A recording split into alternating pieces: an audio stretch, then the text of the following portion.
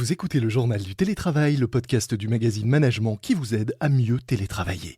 Je suis Lomique Guillot, rédacteur en chef du magazine Management, et aujourd'hui, nous allons parler de votre dos. C'est parti. C'est le journal du télétravail.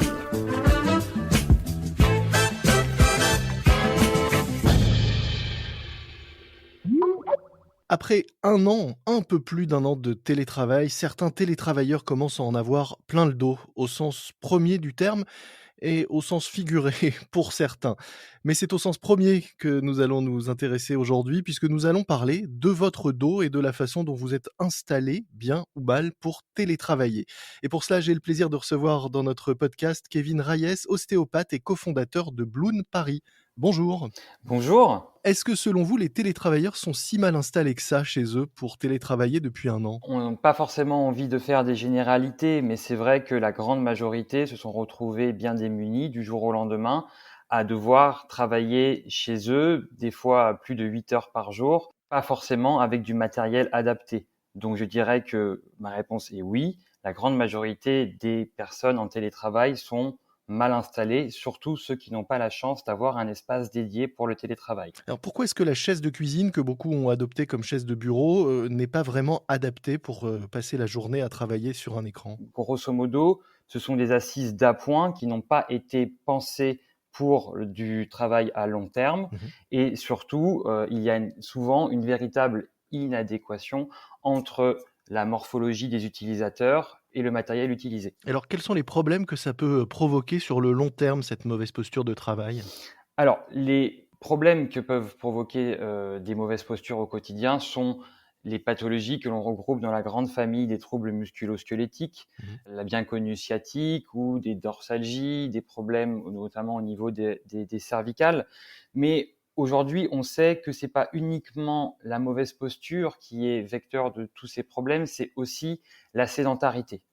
On sait aujourd'hui que plus on bouge, mieux on se porte et c'est vraiment un aspect très négatif qu'apporte le télétravail, c'est la sédentarité. Mmh. Avant, on pouvait quand même bouger pour se rendre à son travail, ce qui était quand même très bénéfique. Mais aujourd'hui, on ne bouge plus et on bouge de moins en moins. Et on sait aujourd'hui que c'est la sédentarité qui est un vecteur encore plus important que les mauvaises postures au travail. Donc se déplacer, du fauteuil du salon à la cafetière dans la cuisine, ça ne suffit pas aujourd'hui pour éviter ces troubles? Exactement. Il faut bouger, se déplacer. Même si on est bien assis et bien installé, ça ne remplace pas le mouvement.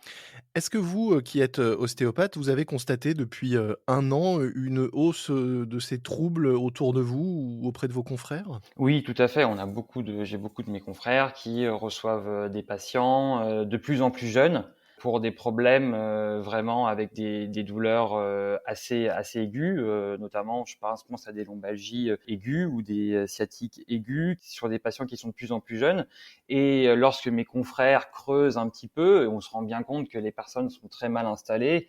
Le cas le plus fréquent, ça serait la personne qui est assise sur son canapé et qui travaille avec son ordinateur sur sa table basse et qui passe la grande majorité de son temps penché en avant et c'est clairement une aberration biomécanique, si je puis dire.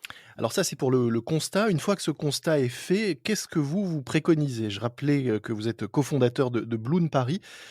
Qu'est-ce que c'est? Quelle est votre solution et quelle est votre réponse à tous ces problèmes, que l'on rencontre, donc de mauvaise posture et de sédentarité? Le siège Bloom, c'est à la fois un siège qui allie ergonomie, confort, modularité et aussi mobilité de l'utilisateur. Alors on n'a pas l'image, mais il faut peut-être commencer par décrire ce que c'est que ce siège, Bloon, parce que c'est quand même totalement, atypique. C'est pas un siège de bureau classique comme on peut l'avoir en tête. Alors, l'objectif du siège Bloon était de transformer la balle de gym en un véritable siège que l'on peut utiliser toute la journée. Mmh. La balle de gym a besoin d'un très grand volume parce qu'elle se déforme beaucoup. Je rappelle que c'est un accessoire de sport qui a été détourné de son utilisation principale. Mmh. Mais là, justement, avec des matériaux adaptés, on a réussi à faire quelque chose de beaucoup plus compact et donc qui s'intègre parfaitement dans les intérieurs. Alors en quoi est-ce que c'est adapté, au télétravail aujourd'hui? Alors, le siège Bloon est adapté pour le télétravail pour 3 raisons. La première, c'est que justement, il vous garantit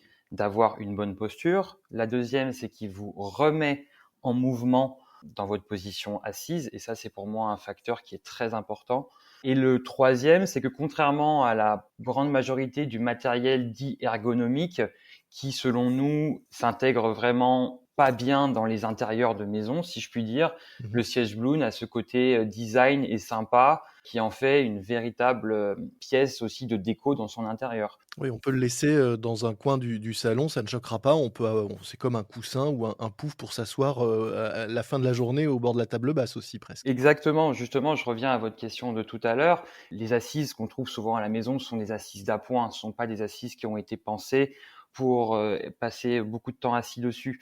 Le siège Bloon fait les deux. Mmh. Vous pouvez très bien l'avoir comme assise de bureau toute la journée, mais il sert aussi très bien de petit siège d'appoint à côté aussi pour prendre un verre autour de la table basse, par exemple. Tout à fait. Alors vous disiez qu'il, permettait aussi d'être en mouvement, c'est-à-dire que pour se maintenir, sur cette grosse sphère, il faut, contrôler régulièrement, ses appuis, par exemple? Alors, tout se fait inconsciemment. On n'est pas obligé d'être en mouvement sur le siège Bloon. Mmh. On est très stable et on n'est pas obligé de bouger de manière en permanence sur le siège Bloon. Mais c'est un siège qui invite au mouvement. Une fois qu'on est assis dessus, on se rend très vite compte de la mobilité que ça peut nous conférer au niveau du bassin et donc inconsciemment, on va se mettre en mouvement par des tout petits mouvements de rééquilibration et c'est ça qui sollicite en profondeur les muscles posturaux, qui vous remet en mouvement et on sait aujourd'hui que c'est ce mouvement-là qui prévient l'apparition des douleurs à long terme. Un siège de bureau se règle, en hauteur, s'adapte aux morphologies. Vous, il y a pas de réglage sur le siège, Bloon. Est-ce qu'il est adapté à toutes les tailles, tous les poids, toutes les morphologies? Donc chez Boon, nous avons donc deux tailles, Mmh. mais pour revenir à votre question, si le siège Bloon s'adapte en hauteur en fonction du gonflage que l'utilisateur final va en faire. Mmh. On a justement des visuels qui expliquent à l'utilisateur comment bien régler son siège et au même titre qu'un siège classique, un siège Bloon peut aller très bien chez une personne qui fait 1,60 m comme une personne qui en fait 1,80 m.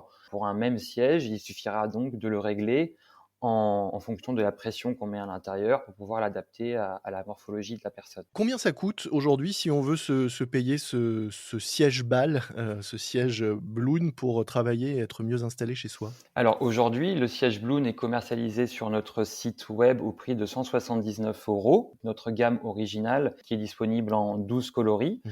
Et nous avons récemment sorti une version en velours qui a exactement les mêmes caractéristiques que le modèle original, mais qui donne ce côté un petit peu plus doux et plus lissé, je dirais, pour 189 €. C'est sûr que c'est plus joli que la chaise de bureau, ergonomique avec, ses multiples réglages qui forcément est très confortable, mais pas super joli dans les intérieurs, des télétravailleurs aujourd'hui. Tout à fait. Chez Bloon, on a aussi cette petite fibre pour le design et on aime bien que le siège s'intègre bien au gré des envies de notre utilisateur. Oui. Est-ce que vous avez de plus en plus depuis un an, de commandes de particuliers ou est-ce qu'aujourd'hui l'essentiel de votre business se fait avec les entreprises en direct?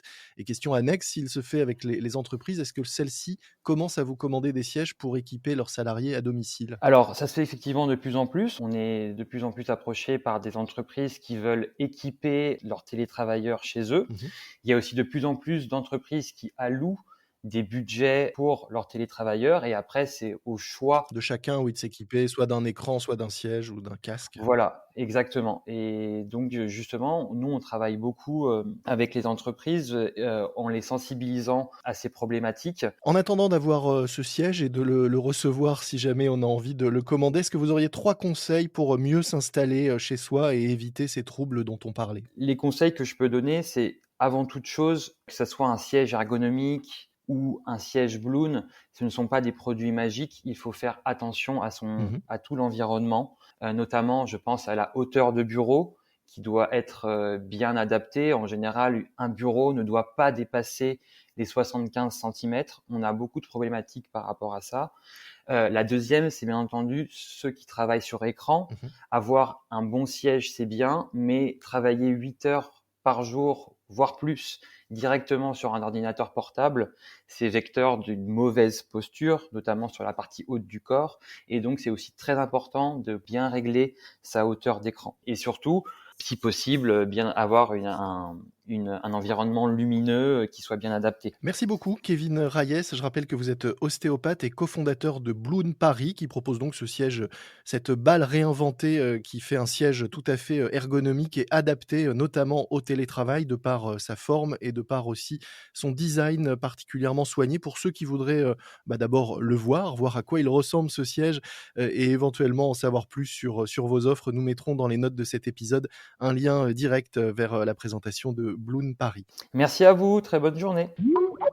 C'est la fin de cet épisode du JT, le journal du télétravail de management, un autre podcast que je vous recommande si vous avez un peu de temps.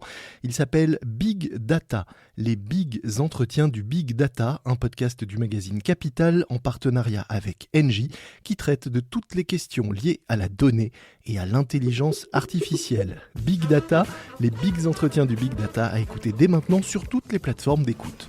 Et moi je vous dis à très vite, d'ici là soyez prudents, respectez les consignes, les gestes barrières, le couvre-feu. Portez-vous bien et bon télétravail à tous. C'est le journal du télétravail.